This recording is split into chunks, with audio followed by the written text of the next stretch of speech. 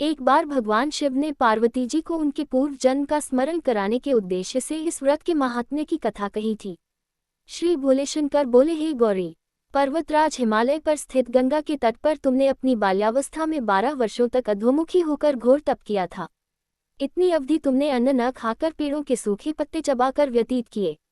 माघ की विकराल शीतलता में तुमने निरंतर जल में प्रवेश करके तप किया। वैशाख की जला देने वाली गर्मी में तुमने पंचाग्नि से शरीर को तपाया।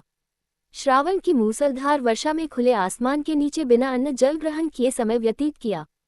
तुम्हारे पिता तुम्हारी कष्ट साध्य तपस्या को देखकर बड़े दुखी होते थे। उन्हें बड़ा क्लेश होता था। तब एक दिन तुम्हारी तपस्या तथा पिता के क्लेश को देखकर नारद जी तुम्हारे घर पधारे। तुम्हारे पिता ने हृदय से अतिथि सत्कार करके उनके आने का कारण पूछा। नारद जी ने कहा, गिरिराज, मैं भगवान विष्णु के भेजने पर यहाँ उपस्थित हुआ हूँ। आपकी कन्या ने बड़ा कठोर तप किया है। इससे प्रसन्न होकर वे आपकी सुपुत्री से विवाह करना चाहते हैं। इस संदर्भ में आपकी राय जानना चाहता हूँ। नारद जी की बात सुनकर गिरिराज गदगद हो उठे। उनके तो जैसे सारे क्लेश ही दूर हो गए। प्रसन्नचित होकर वे बोले, श्रीमान, यदि स्वयं विष्णु मेरी कन्या का वरण करना चाहते हैं तो भला मुझे क्या आपत्ति हो सकती है। वे तो साक्षात ब्रह्म हैं। हे महर्षि, ये तो हर पिता की इच्छा होती है कि उसकी पुत्री सुख संपदा से युक्त पति के घर की लक्ष्मी बने।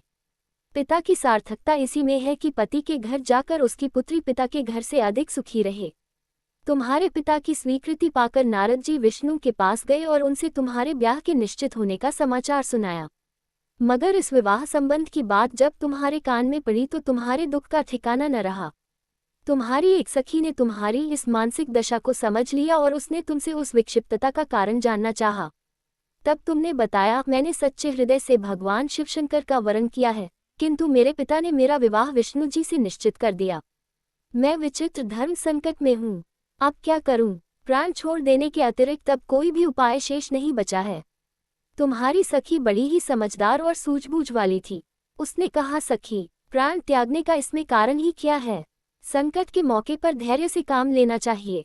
नारी के जीवन की सार्थकता इसी में है कि पति रूप में हृदय से जिसे एक बार स्वीकार कर लिया, जीवन पर्यंत उसी से निर्वाह करें। सच्ची आस्था और एकनिष्ठा के समक्ष तो ईश्वर को भी समर्पण करना पड़ता है। मैं तुम्हें घनघोर जंगल में ले चलती हूँ, जो साधना स्थली भी हो और जहाँ तुम्हारे पिता तुम्हें खोज भी न पाएं। वहाँ तुम साधना में लीन हो जाना। मुझे विश्वास है कि ईश्वर अवश्य ही तुम्हारी सहायता करेंगे। तुमने ऐसा ही किया। तुम्हारे पिता तुम्हें घर पर न पाकर बड़े दुखी तथा चिंतित हुए। वे सोचने लगे कि तुम जाने कहाँ चली गई। मैं विष्णु जी से उसका विवाह करने का प्रण कर चुका हूँ। यदि भगवान विष्णु बारात लेकर आ गए और कन्या घर पर न हुई तो बड़ा अपमान होगा। मैं तो कहीं मुंह दिखाने के योग्य भी नहीं रहूंगा। यही सब सोचकर गिरिराज ने जोर शोर से तुम्हारी खोज शुरू करवा दी। इधर तुम्हारी खोज होती रही और उधर तुम अपनी सखी के साथ नदी के तट पर एक गुफा में मेरी आराधना में लीन थी। भाद्रपद शुक्ल तृतीया को हस्त नक्षत्र था। उस दिन तुमने रेत के शिवलिंग का निर्माण करके व्रत किया। रात भर मेरी स्तुति के गीत गाकर जागी।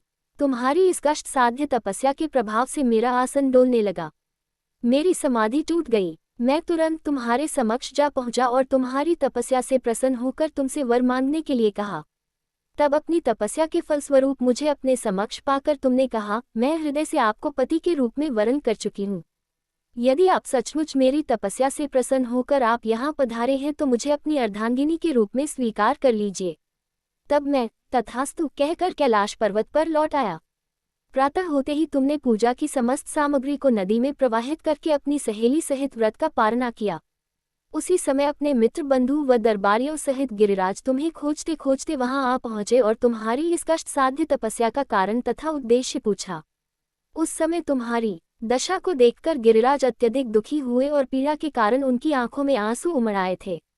तुमने उनके आंसू पोंछते हुए विनम्र स्वर में कहा, पिताजी, मैंने अपने जीवन का अधिकांश समय कठोर तपस्या में बिताया है। मेरी इस तपस्या का उद्देश्य केवल यही था कि मैं महादेव को पति के रूप में पाना चाहती थी। आज मैं अपनी तपस्या की कसौटी पर खरी उतर चुकी हूँ। आप क्योंकि विष्णु जी से मेरा विवाह करने का निर्णय ले चुके थे, इसलिए मैं अपने आराध्य की खोज में घर छोड़कर चली आई। अब मैं आपके साथ इसी शर्त पर घर जाऊंगी कि आप मेरा विवाह विष्णु जी से न करके महादेव जी से करेंगे। गिरिराज मान गए और तुम्हें घर ले गए। कुछ समय के पश्चात शास्त्रोक्त विधि विधान पूर्वक उन्होंने हम दोनों को विवाह सूत्र में बांध दिया।